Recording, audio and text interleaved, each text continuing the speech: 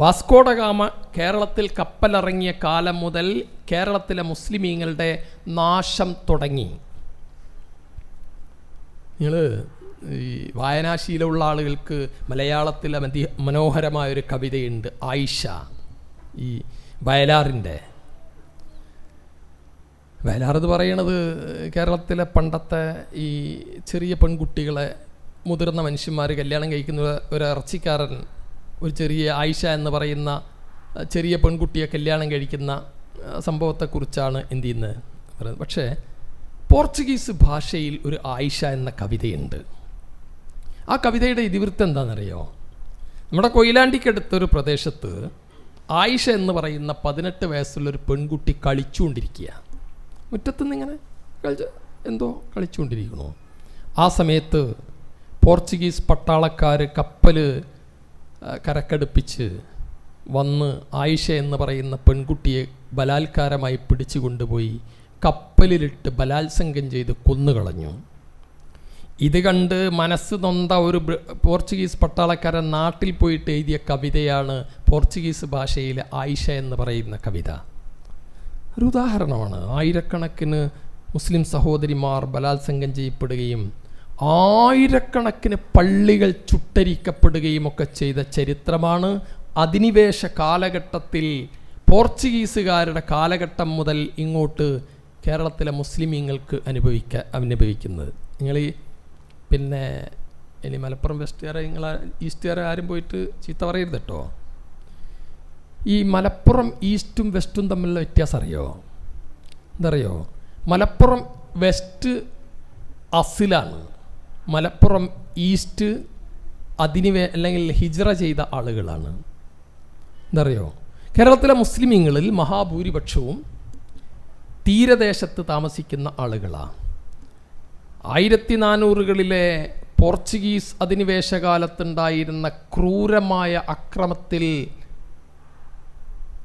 ഓടിപ്പോയ മനുഷ്യരാണ് ചുങ്കത്തറയിലും അതുപോലെ തന്നെ നിലമ്പൂരിലും മലയോര ഈ കൊടിയത്തൂരിലും ഒക്കെയുള്ള മലയോര മേഖലയിൽ താമസിക്കുന്ന മുസ്ലിമീങ്ങളുടെ അസില് പരിശോധിച്ചാൽ ഈ തീരദേശ മേഖലയിൽ നിന്ന് ഓടിപ്പോയ മനുഷ്യന്മാരാണ്. അത്രയേറെ ക്രൂരത അനുഭവിക്കേണ്ടി വന്നു കേരളത്തിലെ മുസ്ലിമീങ്ങൾക്ക് അധിനിവേശ കാലഘട്ടത്തിൽ. ബ്രിട്ടീഷുകാരുടെ ഒരു നിയമം ഉണ്ടായിരുന്നു. ഞാൻ ഈ മലപ്പുറത്ത് വന്നിട്ട് ഇത് അധികം പ്രസംഗിക്കുന്ന വലിയ അർത്ഥമില്ല, കാരണം നിങ്ങളുടെ പൂർവികന്മാർ ഇത് അനുഭവിച്ചവരാ. ബ്രിട്ടീഷുകാർ മാപ്പിള ഔട്ടറേജസ് ആക്ട് എന്ന് പറയുന്നൊരു ആക്ട് ഉണ്ടായിരുന്നു. ആ ആക്ട് അനുസരിച്ച് 100,000 മുസ്ലിമീങ്ങളെയാണ് ഈ മലപ്പുറത്ത് റോഡിൽ വെച്ച് ബ്രിട്ടീഷുകാർ വെടിവെച്ച് കൊന്നുകളഞ്ഞത്. എന്ന് പറഞ്ഞാൽ ഒരു മാപ്പിളയെ കൊല്ലാൻ പ്രത്യേകമായിട്ട് കാരണം ആവശ്യമില്ല. അതാ ഒരു മാപ്പിള പോകുന്നു, എന്തെങ്കിലും ഒരു പ്രശ്നം, വെടിവെക്കുക, കൊല്ലുക. 100,000 മുസ്ലിമീങ്ങളെ, കേരളത്തിലെ മലബാറിലെ മുസ്ലിമീങ്ങളെ ബ്രിട്ടീഷുകാർ കൊന്നിട്ടുണ്ട് ഈ ഒരു ആക്ടിൻ്റെ വെളിച്ചത്തിൽ മാത്രം. സൂചിപ്പിച്ചത് ഇത്രയേറെ ദുരന്തപൂർണമായ ഒരു ജീവിതത്തിലൂടെ വലിയ ഔന്നത്യത്തിൽ നിന്ന് നേരെ താഴേക്ക് വന്നിട്ട് ഈ ദുരന്തപൂർണമായൊരു അവസ്ഥയിലേക്ക് കേരളത്തിലെ മുസ്ലിമീങ്ങൾക്ക് എത്തേണ്ടി വന്നു. ആ മുസ്ലിമീങ്ങളെയാണ് ഒരുപക്ഷെ ലോക ചരിത്രത്തിൽ തുല്യതയില്ലാത്ത രൂപത്തിൽ കൂട്ടി ഇണക്കുന്ന ഒരു സംവിധാനം. നിങ്ങൾ സീതി സാഹിബിനെ പഠിക്കുക. ഒരുപക്ഷെ 2 നൂറ്റാണ്ടുകൾക്കിടയിൽ കേരളത്തിലെ മുസ്ലിം ബുദ്ധിജീവി ആര് എന്ന ചോദ്യത്തിന് ഒരൊറ്റ ഉത്തരമേ ഉള്ളൂ. അത് മഹാനായ സീതി സാഹിബാണ്. വളരെ കുശാഗ്ര ബുദ്ധിയോടുകൂടി കുറിയ മനുഷ്യൻ, പക്ഷേ ഉയർന്ന ചിന്ത, അതായിരുന്നു സീതി സാഹിബ്. സീതി സാഹിബിൻ്റെ മനസ്സിൽ നിന്ന് ഉദിച്ചു വന്ന ഒരു ചിന്തയാണ്, ഈ മനുഷ്യർ അങ്ങോട്ടും ഇങ്ങോട്ടും യാതൊരു വിധത്തിലുള്ള ബന്ധമില്ല, എല്ലാവരും നമ്മൾ ഈ ചിന്തിക്കുന്നത് പോലെ നിസ്കരിക്കുക, നോമ്പ് വെൽക്കുക, ഹജ്ജ് ചെയ്യുക, എന്ത് ചെയ്യുക, അങ്ങനെ ജീവിച്ച് പോകാം എന്ന് ചിന്തിക്കുന്നിടത്തുനിന്ന് എല്ലാവരെയും ഒന്നിപ്പിക്കണം എന്ന ചിന്ത ഉടലെടുത്ത് അവിടൻ മുതലാണ് കേരളത്തിലെ മുസ്ലിമീങ്ങളുടെ രക്ഷയുടെ കവചമായി മാറുന്നത്. അതാണ് കേരള മുസ്ലിം ഐക്യസംഘവും നിഷ്പക്ഷ സംഘവും കേരള മുസ്ലിം ഐക്യസംഘവുമൊക്കെ ആ മഹാന്മാരുടെ ബുദ്ധിയിൽ നിന്ന് വന്നതാ. ഞാൻ ചരിത്രം പറയല അവിടെ അവസാനിപ്പിക്കുക, നിങ്ങൾക്ക് ബോറടിക്കും. നിങ്ങളിത് പഠിക്കുക. ഒരുപക്ഷെ കേരള മുസ്ലിം ഐക്യസംഘവും നിഷ്പക്ഷ സംഘവും ഇല്ലായിരുന്നുവെങ്കിൽ സ്വതന്ത്ര ഇന്ത്യയിലെ കേരളം എന്ന് പറയുന്നത് ഒരു കാശ്മീരോ ഒരു യു പിയോ ഒരു ബീഹാറോ ആകുമായിരുന്നു. നിങ്ങൾ എത്ര ജനസംഖ്യ ഉണ്ടായിട്ടും കാര്യമില്ല. നിങ്ങൾ എത്ര തന്നെ ബുദ്ധിജീവികളായ ആളുകൾ, എത്ര വിദ്യാഭ്യാസം ഉണ്ടായ ആളുകളായിട്ടും കാര്യമില്ല എന്നതിൻ്റെ ഉദാഹരണമാണ് ഞാൻ ഉത്തരേന്ത്യയിലെ നീണ്ട കഥകളിൽ നിങ്ങളോട് പറഞ്ഞത്. എന്തുകൊണ്ട് കേരളത്തിലെ മുസ്ലിമീങ്ങൾക്ക് ഈ ഒരു അവസ്ഥ ഉണ്ടാക്കിയെന്ന് ചോദിച്ചാൽ ഇനി മറ്റൊന്നുകൂടി പറയട്ടെ. അപ്പം നിങ്ങളുടെ സ്വാഭാവികമായൊരു സംശയമുണ്ട്, അല്ല ചങ്ങാതി, ഈ കേരളത്തിൽ മാത്രമാണോ ഈ സംഘടന ഉണ്ടായത്? ഉത്തരേന്ത്യയിൽ ഉണ്ടായിട്ടില്ലേ? ഉണ്ട്. ഉത്തരേന്ത്യയിൽ ഒരുപാട് സംഘടനകളുണ്ട്. സലഫി സംഘടന, ഇനി നിങ്ങൾ ഈ മുജാഹിദ് അല്ലേ, സലഫി എന്നൊക്കെ ഇപ്പം ഗ്ലാസ് വീണ് ഉടഞ്ഞ പോലെ ആയി തോന്നില്ലേ, കുറേ ഉണ്ട്, അതിലേക്ക് ഞാൻ പോണില്ല. പിന്നെ കേരളത്തിൽ ഈ ഇസ്ലാഹി പ്രബോധനം ആരംഭിക്കുന്നതിൻ്റെ പതിറ്റാണ്ടുകൾക്ക് മുമ്പ് ഇസ്ലാഹി പ്രബോധനം ആരംഭിച്ച സ്ഥലമാണ് ബീഹാറും പശ്ചിമ ബംഗാളും അതുപോലെ ആ വടക്ക് കിഴക്കൻ സംസ്ഥാനങ്ങളൊക്കെ. അതുകൊണ്ടാണ് ഞങ്ങൾക്ക് വേറെ രസമുണ്ട്, ഇന്ത്യയിലെ മുസ്ലിമീങ്ങളുടെ 40% താമസിക്കുന്നത് ബീഹാറിലും പശ്ചിമ ബംഗാളിലും ആ ഏരിയയിലാണ്. ആ ഏരിയയിലെ പ്രത്യേകത എന്താ പറയുക, അവിടെ ജാറങ്ങളില്ല. പോയി നോക്കുക, ജാറങ്ങൾ വളരെ കുറവാണ്. എന്തുകൊണ്ടാണെന്ന് പറഞ്ഞാൽ നൂറ്റാണ്ടുകൾക്ക് മുമ്പ് തന്നെ സയ്യിദ് അഹമ്മദ് ഷഹീദിൻ്റെയൊക്കെ നേതൃത്വത്തിലുള്ള ഷാ വലിയുല്ലാഹി ദഹ്ലവിയുടെ പിൻതലമുറക്കാരായിട്ട് വന്ന നവോത്ഥാന നായകന്മാരോട് പ്രവർത്തിച്ചിട്ടുണ്ട്. അതുകൊണ്ട് ഷിർക്ക് കടന്നുകൂടിയിട്ടില്ല ആ വടക്കിഴക്കൻ സംസ്ഥാനങ്ങളിലെ മുസ്ലിമീങ്ങൾക്കിടയിൽ. പക്ഷെ നിങ്ങൾ ആലോചിച്ച് നോക്കൂ, അവിടെ സംഘടന ഉണ്ടായിട്ടില്ലേ? ഉണ്ട്. ആർക്കാ സംഘടന? ഒരു ചെറിയ വിഭാഗം ആളുകൾക്ക് മാത്രം. അതിൻ്റെ ചെറിയൊരു ഉദാഹരണം പറയാം. ഞാൻ ഒരു 3-4 വർഷം മുമ്പ് ബീഹാറിൽ പോയിരുന്നു. ബീഹാറിൽ ഞാൻ ഈ പറഞ്ഞ നേരത്തെ സൂചിപ്പിച്ച പിന്നെ ഇമാം ബുഖാരി യൂണിവേഴ്സിറ്റിയും അവിടെയുള്ള കുറേ വിദ്യാഭ്യാസ സ്ഥാപനങ്ങൾ സന്ദർശിച്ചിരുന്നു. ആ സന്ദർശിക്കുന്ന കൂട്ടത്തിൽ ഒരു യത്തീംഖാന സന്ദർശിച്ചു ഞങ്ങൾ. ഒരു യത്തീംഖാന സന്ദർശിച്ച് അവരിങ്ങനെ ഭയങ്കര സങ്കടത്തോടെ പറയുന്നതെന്നറിയോ, അവർക്കൊരു ജനറേറ്റർ വേണം, കരണ്ട് ഇടക്കിടക്ക് വേണമെന്ന്. കുട്ടിയൊക്കെ വെളിച്ചുണ്ടാകുന്നില്ല, ജനറേറ്റർ വേണം. ജനറേറ്ററിന് എത്ര രൂപയാവും? 20,000 രൂപയാവും. ആ 20,000 രൂപ കിട്ടാതെ കഷ്ടപ്പെടുകയാണ് ആ സഹോദരങ്ങൾ. ഞങ്ങൾ വെറുതെ ചോദിച്ചു, റോഡ് എന്നൊന്നും പറയാൻ പറ്റില്ല, ആ ഒരു കുണ്ടും കുഴിയൊക്കെ ഉള്ള ഒരു സ്ഥലമാണ്. നമ്മൾ വെറുതെ അവരോട് ചോദിച്ചു, അല്ല നിങ്ങൾക്ക് ഈ MLA ഫണ്ട് MP ഫണ്ട് ഇതിൽ നിന്നൊന്നും കിട്ടൂലേ, ഭരണകൂടത്തിൻ്റെ സഹായമൊന്നും കിട്ടൂലേ? അവർ പറഞ്ഞ വർത്തമാനം എന്തറിയാം, ഞാൻ കിട്ടിയിരുന്നു നേരത്തെ. ഇവിടെ ഒരു ഹിന്ദു MP ഉണ്ടായിരുന്നു, അയാൾ നന്നായിട്ട് സഹായിക്കലുണ്ട്. ഇപ്പം ഇവിടുത്തെ MP ഒരു ഹനഫിയാണ്, അയാൾ ഖാനാണ്, അയാൾ ഞങ്ങളെ തീരെ സഹായിക്കില്ല. ഹിന്ദുവായ MP സഹായിച്ചിരുന്നു, ഖാനായ ഹനഫിയായ MP ഞങ്ങളെ സഹായിക്കില്ല. ഇതാണ് അവസ്ഥ. അവിടെ സംഘടനയുണ്ട്. ആർക്കാണെന്നറിയോ? മുതിർന്ന ആളുകൾ മാത്രം. അവർ സംഘടന എന്ന് പറഞ്ഞാൽ അങ്ങനെ നിങ്ങൾ പ്രസിഡന്റ് സെക്രട്ടറി ഒരു സംവിധാനമൊന്നുമല്ല. പിന്നെന്താ? ഒരു ഷെയ്ഖുന, ആ ഷെയ്ഖുനാൻ്റെ നേതൃത്വത്തിൽ കുറേ ആൾക്കാർ, അതിൽ കുറച്ച് സഹഭാരവാഹികളും കുറച്ച് ആൾക്കാരൊക്കെ ഉണ്ടാവും. അവർ അങ്ങനെ നടന്നു. അതിന് ചെറുപ്പക്കാർ പാടില്ല, വിദ്യാർത്ഥികൾ പാടില്ല, വനിതകൾ പാടില്ല. ഇതാണ് ഉത്തരേന്ത്യയിലെ മുസ്ലിം സംഘടനകളുടെ അവസ്ഥ. ഇവിടെയാണ് കേരളത്തിലെ മുസ്ലിം നവോത്ഥാനം പ്രസ്ഥാനം എങ്ങനെ സംഘടനയിലൂടെ കേരളത്തിലെ മുസ്ലിമീങ്ങളെ രക്ഷപ്പെടുത്തിയെന്ന ചോദ്യത്തിൻ്റെ ഉത്തരം 920കളിൽ. ഇനി ഇസ്ലാഹി പ്രസ്ഥാനം ആരംഭിച്ചത് 920 ആരും പറഞ്ഞേക്കരുത്, അതൊക്കെ അബദ്ധമാണ്. ഇസ്ലാഹി പ്രസ്ഥാനം അതിൻ്റെയൊക്കെ എത്രയോ മുമ്പ് തുടങ്ങിയാണ്. ഷെയ്ഖ് സൈനുദ്ദീൻ മഖ്ദൂമാണ് കേരളത്തിലെ ഇസ്ലാഹി പ്രസ്ഥാനത്തിൻ്റെ തുടക്കക്കാരൻ എന്ന് പറയുന്നത്, അല്ലാതെ വക്കാം അബ്ദുൽ ഖാദർ മൗലവിയും KM മൗലവിയും ഒന്നല്ല. അതിൻ്റെയൊക്കെ എത്രയോ കാലങ്ങൾക്ക് മുമ്പ് ഷെയ്ഖ് സൈനുദ്ദീൻ മഖ്ദൂം സൂഫികൾക്കെതിരെയുള്ള പോരാട്ടം, അതിശക്തമായ പോരാട്ടം, ഷിർക്കിനും കുഫ്റിനുമെതിരെയുള്ള അതിശക്തമായ പോരാട്ടം നയിച്ച ആളുകളാണ് മഖ്ദൂമി പണ്ഡിതന്മാർ. അതുകൊണ്ടല്ലേ ഈ എൻ്റെ നാട്ടിലാണ് ഷെയ്ഖ് സൈനുദ്ദീൻ മഖ്ദൂമിൻ്റെ 2ാമൻ്റെ ഖബർ കിടക്കുന്നത്. ഞാൻ കുറേ പരിധി നോക്കി, സൈനുദ്ദീൻ മഖ്ദൂമിൻ്റെ ജാറൊന്ന് കാണാൻ. സൈനുദ്ദീൻ മഖ്ദൂമിന് ജാറില്ല. കാരണം അദ്ദേഹം വസിയത്ത് എഴുതി വെച്ചാണ്, എൻ്റെ ഖബർ ഞാൻ മരിച്ചാൽ കെട്ടിപ്പൊക്കാൻ പാടില്ല. ഫത്ഹുൽ മുഈനിൽ സൈനുദ്ദീൻ മഖ്ദൂമിൻ്റെ ഒരു അധ്യായം തന്നെ എന്താ പറയുക, ചർച്ച കാര്യമായിട്ട് ഈ കെട്ടിപ്പൊക്കിയ ഖബറുകൾ പൊളിച്ചു നീക്കിയിട്ട് അതിൻ്റെ കല്ലും മണ്ണും ഒക്കെ എന്താ ചെയ്യേണ്ടതെന്ന കാര്യമായ ചർച്ച. നമ്മളിങ്ങനെ പലരെയും അതാണെന്ന് വെച്ചാണ്. സൈനുദ്ദീൻ മഖ്ദൂമാണ് കേരളത്തിലെ ഇസ്ലാഹി പ്രസ്ഥാനത്തിൻ്റെ തുടക്കക്കാരൻ. അതിൻ്റെ രണ്ടാം തുടക്കക്കാരനാണ് നിങ്ങൾ മമ്പറത്ത് കാണുന്ന മമ്പറം തങ്ങൾ, മമ്പറം സയ്യിദ് അലവി തങ്ങൾ. മമ്പറത്തെ മിമ്പറിൽ കയറിയിട്ട് മലയാളത്തിൽ ഖുതുബ നടത്തിയിട്ട് നവോത്ഥാനത്തിന് വേണ്ടി പ്രസംഗിച്ച ആളാണ് മമ്പറം തങ്ങൾ. നമ്മൾ അവരൊക്കെ ഒരു ഇതാക്കിയിട്ട് വേറെ എന്തൊക്കെയോ പറഞ്ഞാൽ അതിലേക്ക് ഞാൻ പോണില്ല. വേറെ പിന്നീട് ഒരു ദിവസം ഇൻഷാ അല്ലാഹ് നമുക്ക് സമയം ഉണ്ടെങ്കിൽ അതിലേക്ക് പോവാം. ഞാൻ പറഞ്ഞത്,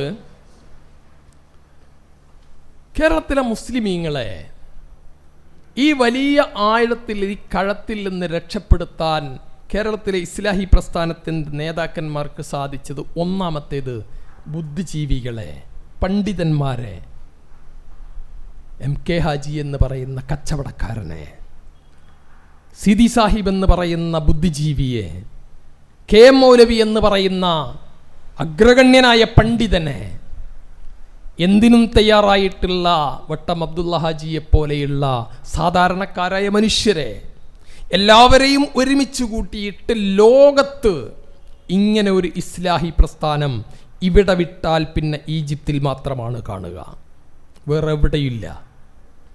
ഈജിപ്തിൽ ഹുസ്നി മുബാറക്ക് അധികാരത്തിൽ വന്നതോടെ അവിടെ അടിയന്തരാവസ്ഥ പ്രഖ്യാപിച്ച് അതവിടെ ഇല്ലാതായി.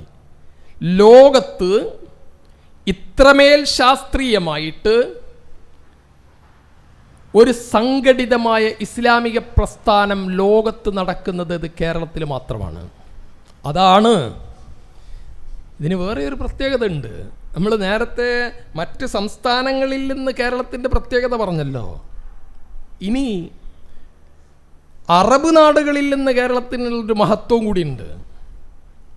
ഇനി ചെറിയ ഉദാഹരണം പറയാം. 2002 കോഴിക്കോട്ട് നമ്മുടെ മുജാഹിദ് സമ്മേളനം നടന്നല്ലോ. കോഴിക്കോട് മുജാഹിദ് സമ്മേളനം നടന്നിട്ട് അതിന് വന്ന കുറേ അറബികൾ അവർ ഞങ്ങളുടെ കോളേജിൽ വന്നിരുന്നു, പാറാൽ അറബി കോളേജിൽ. MI മുഹമ്മദ് അലിസ്വല്ലിം അവരെയും കൂട്ടിയിട്ട് അവിടെ വന്നു. അവിടെ വന്നപ്പോൾ സാധാരണ ഈ കന്തൂർ ഇപ്പോഴത്തേക്കാൾ കുറച്ചുകൂടിയാണ്, 2000-ലാണ്. ഈ കന്തൂറൊക്കെ ഇട്ട് തലക്കെട്ടൊക്കെ കെട്ടിയിട്ടുള്ള അറബികളെ കാണുമ്പോൾ എല്ലാവർക്കും ഒരു കൗതുകമാണല്ലോ.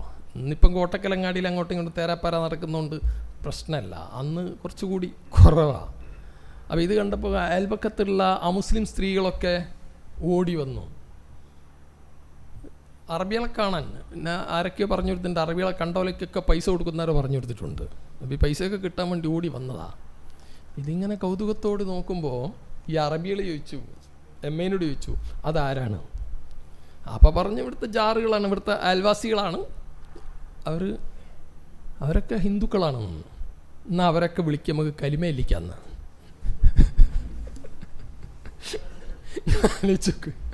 എവിടെയാണ് ഇത്? കോടിയേരി. ഞങ്ങളെ കോളേജ് നിൽക്കുന്ന സ്ഥലം കോടിയേരിയാണ്, കൊടിസുനീൻ്റെ നാട്ടിലാണ്. അവിടുന്ന് ഈ പെണ്ണുങ്ങളെ കലിമയലിച്ചാൽ പിന്നെ അതിൻ്റെ അവസ്ഥ നിങ്ങൾക്കറിയാലോ. എന്താ അറിയാം ഇതിൻ്റെ കാരണം? ഇവർക്കിതറിയില്ല. അറബികളെ സംബന്ധിച്ചിടത്തോളം ബഹുസ്വര സമൂഹത്തിലെ ഇസ്ലാമിക ജീവിതം എന്ന് പറയുന്നത് അറബികളെ സംബന്ധിച്ചിടത്തോളം അജ്ഞമാണ്. എന്തുകൊണ്ട് നേരത്തെ ഇവിടെ സ്വാഗതം പറഞ്ഞ ആൾ പറഞ്ഞല്ലോ, ഇസ്ലാഹി പ്രസ്ഥാനത്തിൽ എന്തൊക്കെയോ സംഭവിച്ചു എന്നൊക്കെ അല്ലേ? ഇത് സംഭവിച്ചെന്താ അറിയോ? ആ സാധനം ഇങ്ങോട്ട് കൊണ്ടുവരാൻ നോക്കിയതാണ് ഇവിടെ ഉണ്ടായ മുഴുവൻ സ്പിത്തിനെയും. വേറൊന്നും ഉണ്ടായിട്ടില്ല. എന്ന് പറഞ്ഞാൽ മൂക്കിൻ്റെ തുമ്പത്ത് അപ്പുറത്ത് ചിന്തിക്കാൻ പറ്റാത്ത കുറേ ആൾക്കാരുടെ അവരുടെ ചിന്ത ഇങ്ങോട്ട് കൊണ്ടുവരാൻ ശ്രമിച്ചതാണ്, വേറൊന്നും ഉണ്ടായിട്ടില്ല. പറഞ്ഞത് അതിൽ നിന്ന് പോലും പെട്രോളിൻ്റെ സമ്പത്തുണ്ടായിട്ട് ഇസ്ലാമിക രാജ്യത്ത് കഅബ നിലനിൽക്കുന്ന രാജ്യത്ത് നിലനിൽക്കുന്ന ആളുകളെക്കാൾ മഹത്വമുള്ളവരാണ് കേരളത്തിലെ മുസ്ലിമീങ്ങൾ. കാരണം എന്താ വെച്ചാൽ ഒരു ബഹുസ്വര സമൂഹത്തിൽ യഥാർത്ഥ ഇസ്ലാമിക ഐഡൻറ്റിറ്റി കാത്തു സൂക്ഷിച്ചുകൊണ്ട് മുസ്ലിമീങ്ങളായി ജീവിക്കാൻ സാധിക്കുന്നില്ല, ജീവിച്ച് കാണിച്ചു കൊടുക്കുന്നു. അത് കേരളത്തിലെ മുസ്ലിമീങ്ങളുടെ മാത്രം പ്രത്യേകത. ഇതെങ്ങനെ കഴിഞ്ഞു? അവിടെയാണ് നിങ്ങൾ ആത്മാഭിമാനത്തോടെ ചിന്തിക്കേണ്ടത്. ഇസ്ലാഹി പ്രസ്ഥാനത്തിൻ്റെ പങ്ക് അല്ല, ഇസ്ലാഹി പ്രസ്ഥാനം മാത്രമാണ് ഇങ്ങനെ ഒരു അവസ്ഥയിലേക്ക്, ഒരു ബഹുസ്വര സമൂഹത്തിൽ എങ്ങനെ ഇസ്ലാമിക ജീവിതം ഇസ്ലാമായിട്ട് ജീവിച്ച് കാണിച്ചു കൊടുക്കാമെന്നത് പഠിപ്പിച്ചത് കേരളത്തിലെ ഇസ്ലാഹി പ്രസ്ഥാനമാണ്. കാരണം എന്താണെന്നറിയോ? ഒരു കാലത്തുണ്ടായിരുന്നു. നിങ്ങളിപ്പോൾ പിന്നെ കർണാടകയിലൊക്കെ പോയാൽ, കർണാടക മഹാരാഷ്ട്രയിലൊക്കെ പോയാൽ ഒരു ഗല്ലിയിൽ കുറേ വെള്ളത്തിൻ്റെ പൈപ്പും ഇതൊക്കെ ഉണ്ട്. അത് മുസ്ലിം പാനിയാണ്. അപ്പുറത്ത് പോയാൽ ഹിന്ദു പാനിയാണ്. ഈ ഹിന്ദു പാനിയും മുസ്ലിം പാനിയും ഉത്തരേന്ത്യയിലല്ല, കേരളത്തിലുണ്ടായിരുന്ന ഒരു കാലത്ത്. അവിടെ നിന്ന് മാറ്റിയിട്ട് ഈ നാട്ടിലെ മനുഷ്യരെ ഏകോദര സഹോദരങ്ങളാക്കിയിട്ട് മുസ്ലിമായിട്ടും ഹിന്ദുവായും ജീവിക്കാൻ പറ്റുന്ന അവസ്ഥയിലേക്ക് മുസ്ലിമീങ്ങളെ എത്തിച്ചു എന്നതാണ് സംഘടിത സ്വഭാവത്തിലുള്ള ഇസ്ലാഹി പ്രസ്ഥാനത്തിൻ്റെ മഹത്വമെന്ന് പറയുന്നത്. അതുകൊണ്ട് എന്തുണ്ടായി? ഞാൻ നേരത്തെ സൂചിപ്പിച്ചു, കേരളത്തിലെ രാഷ്ട്രീയ ശക്തി ഉണ്ടായി അല്ലേ? കേരളത്തിൽ ഇന്ന് മുസ്ലിം ലീഗ് എന്ന് പറയുന്നത്, നിങ്ങൾ CPM കോൺഗ്രസ്സുകാർ ആരൊക്കെ ഉണ്ടാവുമായിരിക്കും, എനിക്ക് ഒന്നിലും വിശ്വാസമില്ല, അത് വേറെ വിഷയമാണ്. പിന്നെ മുസ്ലിം ലീഗ് പ്രസ്ഥാനം എന്ന് പറയുന്ന കേരളത്തിലെ മുസ്ലിമീങ്ങളെ സംബന്ധിച്ചിടത്തോളം ഒരുപാട് സംഭാവനകൾ നൽകിയിട്ടുള്ളതാണ്. പക്ഷേ ആ മുസ്ലിം ലീഗ് പ്രസ്ഥാനത്തിൻ്റെ ബീജാഭാവം ആരാ? കേരള മുസ്ലിം ഐക്യസംഘം ഇല്ലായിരുന്നുവെങ്കിൽ കേരളത്തിൽ മുസ്ലിം ലീഗ് ഇല്ല. 1930കളിൽ സത്താർ സേട്ടിൻ്റെ നേതൃത്വത്തിൽ തലശ്ശേരിയിലെ പാരീസ് ഹോട്ടലിലാണ് ആദ്യമായിട്ട് കേരളത്തിലെ ഒരു മുസ്ലിം ലീഗിൻ്റെ ശാഖ ഉണ്ടാക്കുന്നത്. മലബാർ ജില്ലാ മുസ്ലിം ലീഗാണ് ആദ്യത്തെ ജില്ലാ കമ്മിറ്റി. ഇതിൻ്റെ പിന്നിലൊക്കെ വെറുതെ ഒന്ന് കേരളത്തിലെ മുസ്ലിം ലീഗിൻ്റെ ചരിത്രം ഒന്ന് പരിശോധിച്ച് നോക്കി. ഇന്ന് മറ്റേ തങ്ങളുണ്ട്, ഈ തങ്ങളൊക്കെ ഉണ്ട്, ആ തങ്ങൾ ഈ മറ്റ് സമ്മേളനത്തിൽ വന്ന പ്രശ്നമാണ്, മറ്റേ തങ്ങൾ ഇതിന് പോയ പ്രശ്നമെന്നൊക്കെ പറയുന്ന പലരും ഉണ്ടല്ലോ. അതൊക്കെ ശാന്തമായിട്ടൊന്ന് ആലോചിച്ച് നോക്കുക, ശാന്തമായി ചരിത്രം ഒന്ന് പഠിച്ചു നോക്കുക. ഇവിടെ കോഴിക്കോട് കുറ്റിച്ചിറയിൽ മുഹമ്മദൻ സ്കൂളിൽ വെച്ചിട്ട് മലബാർ ജില്ലാ മുസ്ലിം ലീഗ് രൂപീകരിക്കുമ്പോൾ മഹാനായ ഉമർ മൗലവിയായിരുന്നു അവിടെ ഉണ്ടായിരുന്നത്, KM മൗലവിയായിരുന്നു അവിടെ ഉണ്ടായിരുന്നത്. ബി പോക്കർ സാഹിബ് എന്ന് പറയുന്ന കുഞ്ഞു മനുഷ്യൻ. ബി പോക്കർ സാഹിബിന് നമുക്കറിയാവുന്നത് മുസ്ലിം ലീഗിൻ്റെ നേതാവ് എന്ന് മാത്രമാണ്. എന്നാൽ ഒരു ഇസ്ലാഹി നവോത്ഥാന നായകനും കൂടിയായിരുന്നു പോക്കർ സാഹിബ്. അതുകൊണ്ടാണ് തിരൂരങ്ങാടിയിൽ പോക്കർ സാഹിബ് മെമ്മോറിയൽ കോളേജ് ഉണ്ടായത്. സൂചിപ്പിച്ചത് ഇവിടെയുള്ള എല്ലാ മുസ്ലിമീങ്ങളുടെ എല്ലാ പുരോഗതിയുടെയും പിന്നിൽ സംഘടിതമായ ഒരു ഇസ്ലാഹി നവോത്ഥാനത്തിൻ്റെ പങ്ക് അത് നിഷേധിച്ചുകൊണ്ട് കേരളത്തിലെ മുസ്ലിമീങ്ങളുടെ ചരിത്രം രചിക്കാൻ ഒരു ചരിത്രകാരനും സാധിക്കില്ല. അവിടെയാണ് എന്തായിരിക്കണം ഒരു പ്രസ്ഥാനത്തിൻ്റെ സ്വഭാവം എന്നതുകൂടി പറഞ്ഞാൽ നമുക്ക് ഇത് അവസാനിപ്പിക്കാം. വിശ്വാസരംഗത്ത് പ്രവർത്തിക്കുന്ന എത്രയോ സംഘടനകൾ ഇന്ത്യയിലുണ്ട്, കേരളത്തിലുണ്ട് അല്ലേ? നല്ല കറകളഞ്ഞ തൗഹീദുള്ള ആളുകൾ. അബുൽ ഹസൻ അലി നദ്വി സാഹിബ് ആരാന്നറിയോ നിങ്ങൾ? ഇന്ത്യ കണ്ടതിൽ വെച്ച് ഏറ്റവും പ്രഗത്ഭനായ പണ്ഡിതൻ, നല്ല കറകളഞ്ഞ മുവഹിദ്. പക്ഷേ റായ്ബറേലിയിൽ പോയിട്ട് ഓട്ടോറിക്ഷ ഡ്രൈവറോട് അബുൽ ഹസൻ അലി നദ്വി സാഹിബിൻ്റെ വീട് എവിടെയാന്ന് ചോദിച്ചാൽ ക്യാ അബുൽ ഹസൻ എന്ന് ചോദിക്കും ഡ്രൈവർ. കാരണം അദ്ദേഹത്തിന് ആ നാട്ടിലെ ജനങ്ങളുമായിട്ട് ബന്ധമുണ്ടായിരുന്നില്ല. നല്ല പണ്ഡിതനാണ്, നല്ല മുവഹിദാണ്. ഇതുപോലെ ആയിരക്കണക്കിന് ലക്ഷക്കണക്കിന് മുവഹിദുകളായ ആളുകൾ ആ രംഗത്ത് പ്രവർത്തിക്കേണ്ട. പള്ളിയിൽ ബംബിച്ച ക്ലാസ്. ഉത്തരേന്ത്യയിലെ പല പണ്ഡിതന്മാരുടെ, ഞാൻ പലപ്പോഴും ഈ ഖുത്ബക്ക് റെഫർ ചെയ്യാറുള്ളത് ഉത്തരേന്ത്യയിലെ ചില പണ്ഡിതന്മാരുടെ പ്രസംഗം കേട്ടാൽ നമുക്ക് വർത്തമാനകാല സാഹചര്യത്തിലെ പലതുമൊക്കെ കിട്ടും. പക്ഷേ ഇവർ പള്ളിക്ക് പുറത്തിറങ്ങൂല. കഴിഞ്ഞു, അവരുടെ ലോകം അവിടെ അവസാനിക്കുകയാണ്. ഒരു മുസ്ലിം സംഘടന ബഹുസ്വര സമൂഹത്തിൽ പ്രവർത്തിക്കുന്ന പ്രശ്നങ്ങളെ അഭിമുഖീകരിക്കുന്ന ഒരു മുസ്ലിം സംഘടന എങ്ങനെയായിരിക്കണമെന്ന ചോദ്യത്തിൻ്റെ ഉത്തരം അതാണ് മർക്കസുദ്ദാവ KNM. അതല്ലാത്ത ആളുകൾ ഇവിടെ ഉണ്ടാവും, എനിക്കത് വിഷയമല്ല. പക്ഷെ ഞാൻ എൻ്റെ പഠനമാണ് പറയുന്നത്. വിശ്വാസരംഗത്ത് പ്രവർത്തിക്കുന്ന ഒരുപാട് ദശക്കണക്കിന് സംഘടനകൾ കേരളത്തിലുണ്ട്, ഇന്ത്യയിലുണ്ട്.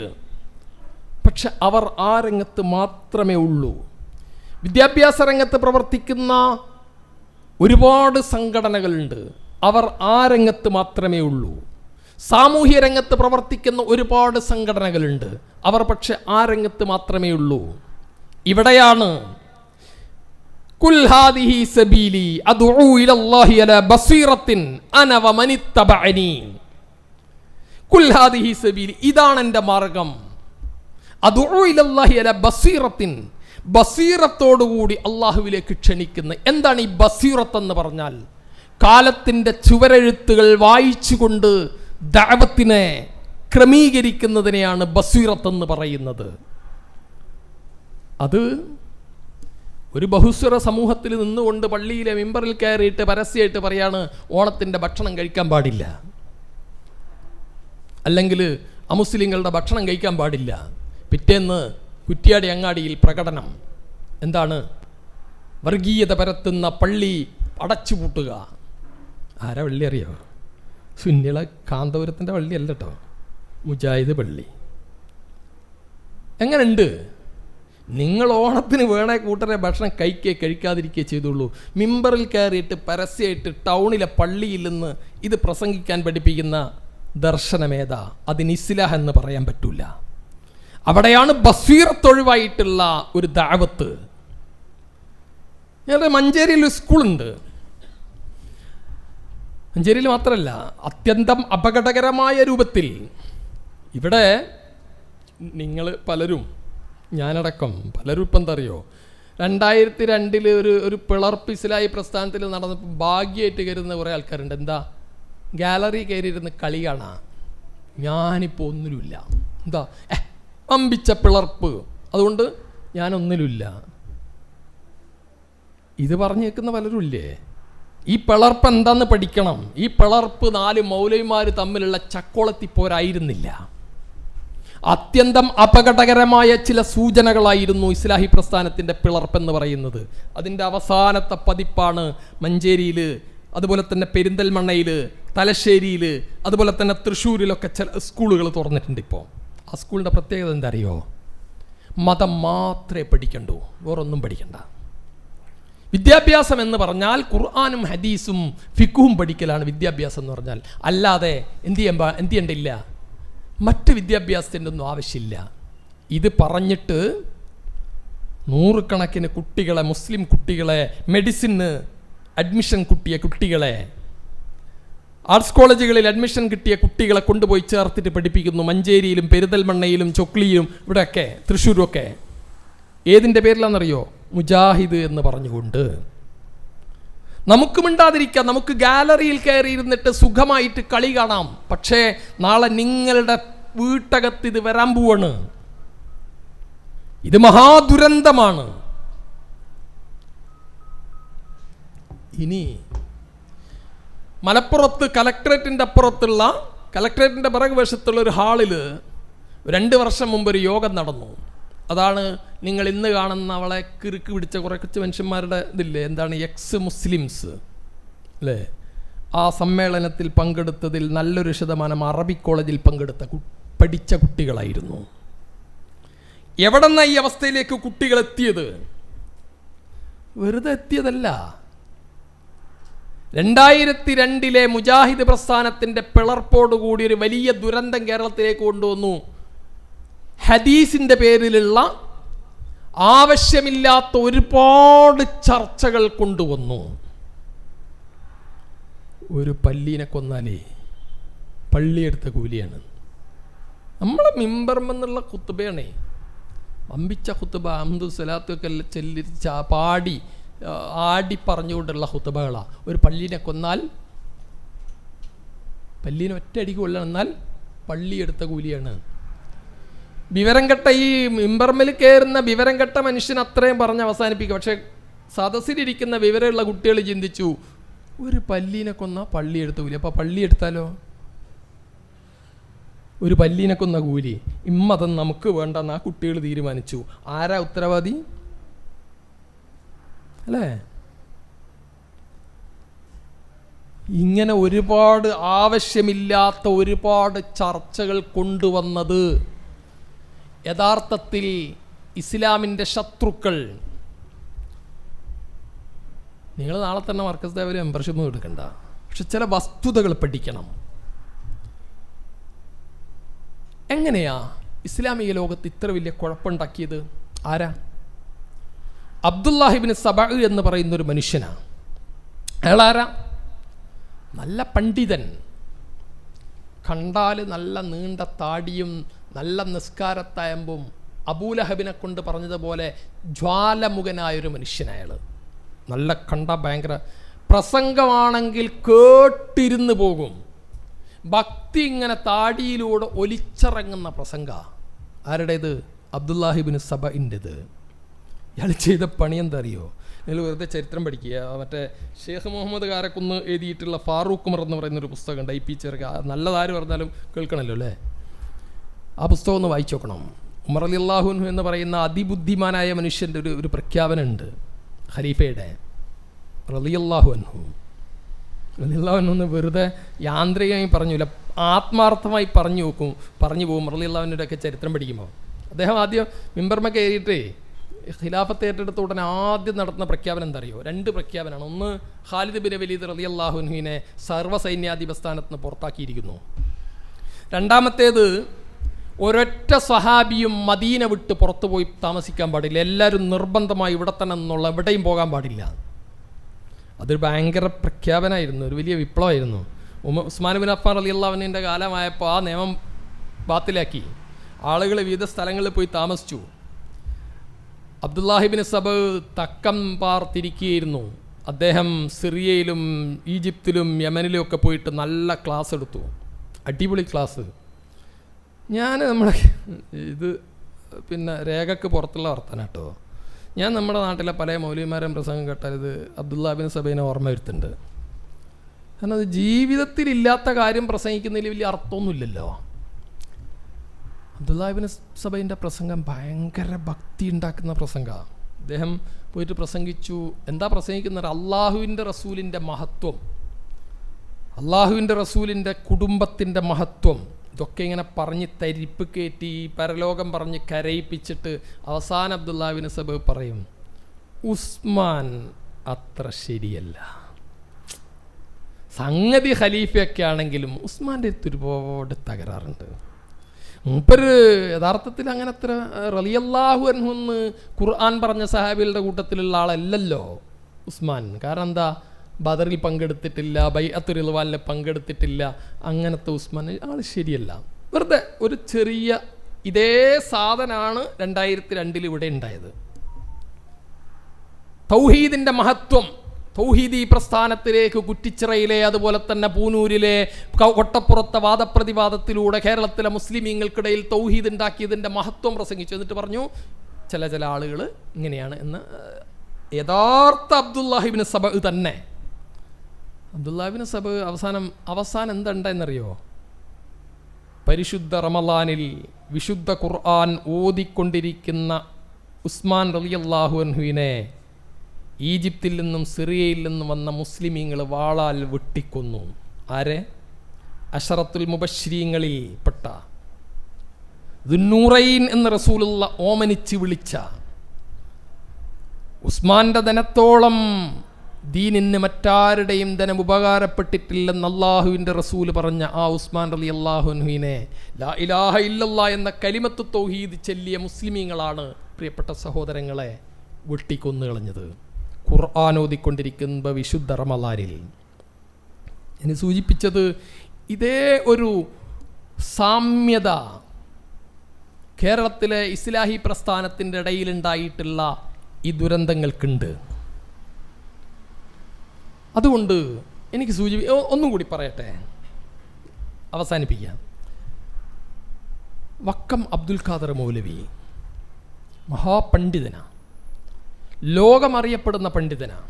ഒരുപക്ഷെ ആ നൂറ്റാണ്ടിൽ, കഴിഞ്ഞ ഒരു നൂറ്റാണ്ട് മുമ്പ് ഈജിപ്തുമായിട്ട് നേർക്കുനേരെ ബന്ധമുള്ള കേരളത്തിലെ പണ്ഡിതനാണ് വക്കം അബ്ദുൽ ഖാദർ മൗലവി. വലിയ വിപ്ലവത്തിന് തെക്കൻ കേരളത്തിൽ തിരികൊളുത്തിയ മഹാൻ. പക്ഷേ ഒരു സംഘടിത രൂപം വക്കം അബ്ദുൽ ഖാദർ മൗലവിക്കുണ്ടായിരുന്നില്ല. അതുകൊണ്ട് തെക്കൻ കേരളത്തിലെ മുസ്ലിം നവോത്ഥാന ചലനം മെല്ലെ പോകാനുള്ള കാരണം വക്കം അബ്ദുൽ ഖാദർ മൗലവി ഒറ്റയാൾ പട്ടാളമായിരുന്നു. ഹമദാനി തങ്ങളൊരു ഒറ്റയാൾ പട്ടാളമായിരുന്നു. എന്നാൽ മലബാറിലേക്ക് നിങ്ങൾ വരിക. KM മൗലവിയും സിദി സാഹിബും MK ഹാജിയും വട്ടം അബ്ദുള്ള ഹാജിയും ഒക്കെ ഒരു സംഘടിത രൂപത്തിൻ്റെ കീഴിലായി. അതുകൊണ്ടാണ് അള്ളാഹുവിൻ്റെ റസൂൽ സല്ലല്ലാഹു അലൈഹി വസല്ലമ പറഞ്ഞത്, അലൈക്കും ബിൽ ജമാഅ ഫഇന്ന യദുല്ലാഹി മഅൽ ജമാഅ. നിങ്ങൾ സംഘടിതരാവണം. അള്ളാഹുവിൻ്റെ സഹായം സംഘടിത സ്വഭാവത്തിൻ്റെ കൂടെയാണ്. എന്തുകൊണ്ട് നമ്മളൊരു സംഘടനയിൽ മെമ്പർഷിപ്പ് എടുക്കണം, സംഘടനാ പ്രവർത്തകന്മാരായി മാറണമെന്ന് ചോദിച്ചാൽ ദീനിൻ്റെ നിലനിൽപ്പിന് അത് അനിവാര്യമാണ്. ഇനി 2 കാര്യം കൂടി സൂചിപ്പിക്കട്ടെ. കേരളത്തിലെ മുസ്ലിമീങ്ങൾ അടുത്ത കാലത്ത് നേരിടുന്ന 2 മഹാദുരന്തങ്ങളാണ്. നമ്മളൊക്കെ സൂക്ഷിക്കണം. 13 വയസ്സുള്ള കുട്ടികൾ MDMAയുടെ അടിമകളാണ്. കോഴിക്കോട്ട് കുറ്റിച്ചിറയിൽ നിന്നാണെന്ന് തോന്നുന്നു ബൈക്ക് കള്ളന്മാരെ പിടികൂടി കോഴിക്കോട്ടെ പോലീസുകാർ കുറച്ച് കൊല്ലങ്ങൾക്ക് മുമ്പ്. എത്രയാ വയസ്സെന്നറിയോ? 14ഉം 15ഉം വയസ്സുള്ള കുട്ടികൾ. എന്തിനാണെന്നറിയോ? സുഖിച്ച് ജീവിക്കാൻ, കള്ള് കുടിക്കാൻ, കഞ്ചാവിന് പണം കണ്ടെത്താൻ. പേടിയോടുകൂടി, എനിക്കുണ്ട് പെൺകുട്ടികൾ, പേടിയോടുകൂടിയാണ് ഈ വാക്ക് പറയുന്നത്. കഴിഞ്ഞ ഒരു 4-5 മാസം മുമ്പ് മലബാറിലെ ഒരു പ്രധാനപ്പെട്ട മുസ്ലിം ബ്ലോഗർ ബാംഗ്ലൂരിൽ പോയിട്ടുണ്ടാക്കിയിട്ടുള്ള ഒരു ഡോക്യുമെൻ്റ് ഉണ്ട്. ആ ഡോക്യുമെൻ്റ് എന്താണെന്നറിയോ? നമ്മളൊക്കെ തലയിൽ വെച്ചാൽ പേനരിക്കും, നിലത്ത് വെച്ചാൽ എറുമ്പരിക്കുമെന്ന് കരുതിയിട്ട് അങ്ങനെ പോറ്റി വളർത്തുന്ന നമ്മുടെ മക്കൾ ബാംഗ്ലൂരിൽ MBAക്ക് പഠിക്കുകയാണ്, എൻജിനീയറിങ്ങിന് പഠിക്കുകയാണ്, IT പഠിക്കുകയാണ്. പക്ഷേ സുഖജീവിതത്തിന് വേണ്ടി പണം കണ്ടെത്താൻ 10ഉം 18ഉം 22ഉം വയസ്സുള്ള നമ്മുടെ പെൺകുട്ടികൾ പല ലോഡ്ജുകളിലേക്കും പോകുന്നു. അള്ളാഹു കാത്ത് രക്ഷിക്കുമാറാവട്ടെ. ആരാന്നറിയത്? ഏതെങ്കിലും താണ മനുഷ്യന്മാരുടെ മക്കളൊന്നുമല്ല. പല പേരും കേട്ടാൽ നമ്മൾ ഞെട്ടും. മലപ്പുറത്തെയും കോഴിക്കോട്ടെയും കണ്ണൂരിലെയൊക്കെ ഉയർന്ന കുടുംബങ്ങളിലെ പെൺകുട്ടികൾ എന്തിനാ പോണത്? ശരീരം വിൽക്കാൻ. എന്താ ലക്ഷ്യം? സുഖിച്ച് ജീവിക്കണം.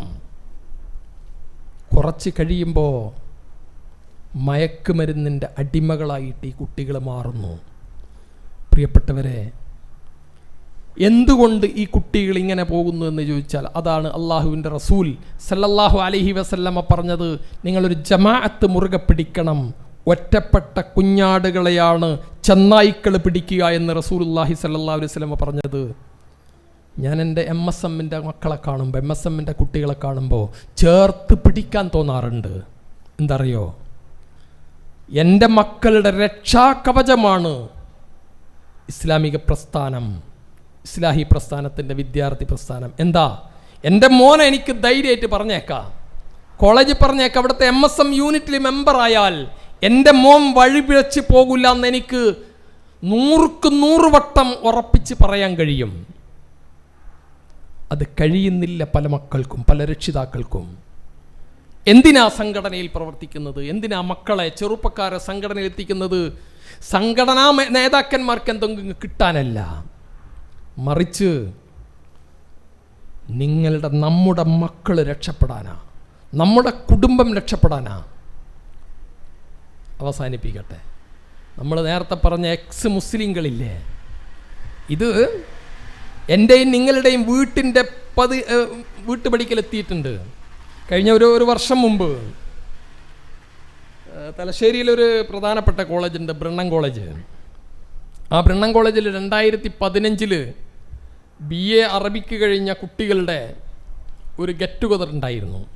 അതിലുള്ള 1-2 സുഹൃത്തുക്കൾ നമ്മുടെ പ്രവർത്തകന്മാരാണ്. അപ്പോൾ അവരെന്നെ ക്ഷണിച്ചു, നീ ഒരു അറബിക് കോളേജിൽ അധ്യാപകനാണല്ലോ, അപ്പോൾ അറബിയുമായി ബന്ധപ്പെട്ട ആളായതുകൊണ്ട് നമുക്കൊരു ഇൻട്രാക്ഷൻ, ഈ കുട്ടികളായിട്ടൊരു ഇൻട്രാക്ഷന് ഒരു അവസരം ഉണ്ടാക്കാമെന്ന് പറഞ്ഞിട്ട് വിളിച്ചു. പോയി സംസാരിച്ച് ഭക്ഷണമൊക്കെ കഴിഞ്ഞു, എല്ലാവരെയും വട്ടത്തിലിരുത്തിച്ച് വെറുതെ ഫ്രാങ്കായിട്ട് സംസാരിക്കാൻ തുടങ്ങി. 21 കുട്ടികളുള്ളത്, അതിൽ 16 കുട്ടികൾ പെൺകുട്ടികളാണ്. നല്ല മഫ്ത ധരിച്ചിട്ടുണ്ട്, പക്ഷേ വായിന്ന് വരുന്ന വർത്താനുണ്ടല്ലോ, അത് ടോയ്ലറ്റിൽ നിന്ന് വരുന്ന ഗന്ധമാണ്. ഇത് അള്ളാഹുവിൻ്റെ റസൂൽ സല്ലല്ലാഹു അലൈഹി വസല്ലമയെ കുറിച്ചൊക്കെ പുളിച്ച ചീത്തയാണ് പറയണത്. 3-4 പെൺകുട്ടികൾ മക്കനെയൊക്കെ ധരിച്ചിട്ടുണ്ട്, പക്ഷേ ഇവരെന്നോ ഇസ്ലാം വിട്ടിട്ടുണ്ട്. ഇതൊരു തലശ്ശേരിയിലെ ബ്രണ്ണൻ കോളേജിലെ കുട്ടികളുടെ കാര്യമല്ല കൂട്ടരെ, ഇതെല്ലാ ക്യാമ്പസിലും ഉണ്ട്, എല്ലാ ചെറുപ്പക്കാരിലും ഇത് വരുന്നുണ്ട്. എന്താണ് പരിഹാരം? ഒന്നേ പരിഹാരമുള്ളൂ. വർത്തമാന കാലഘട്ടത്തിൽ ഒന്നേ പരിഹാരമുള്ളൂ.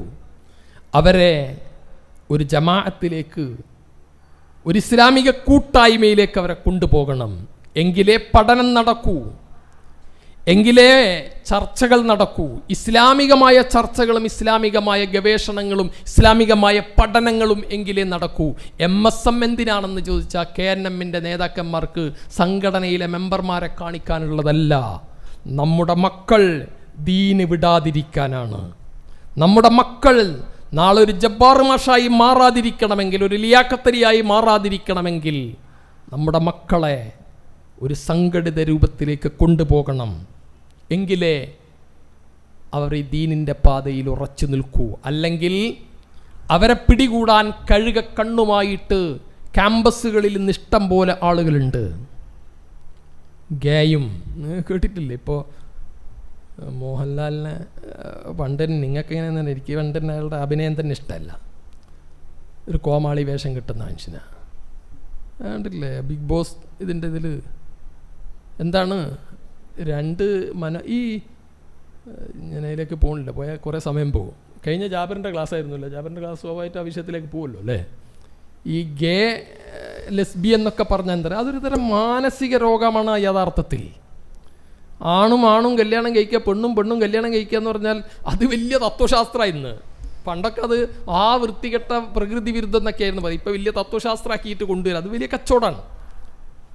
അഷ്റഫ് കൽപ്പറ്റ എഴുതിയിട്ടുള്ളൊരു പുസ്തകമുണ്ട്, കിട്ടുന്നവരൊക്കെ എടുത്ത് വായിക്കണത്. ഈ ലെസ്ബിയനുമായും അതുപോലെ തന്നെ ഗേയുമായും ഒക്കെ ബന്ധപ്പെട്ട് യൂറോപ്യൻ നാടുകളിലൊക്കെ നടക്കുന്ന കോടിക്കണക്കിന് രൂപയുടെ കച്ചവടത്തിൻ്റെ ഒരു രൂപമാണത്. കണ്ടില്ല? അതിപ്പോൾ ഒരു പെണ്ണ് പറയാണ് എനിക്കതിനെതിരാന്ന് പറഞ്ഞപ്പോൾ അത് പറയാൻ പോലും സമ്മതിക്കാതെ അതിനെ സാമാന്യവൽക്കരിക്കുകയാണ് ഇന്ന്.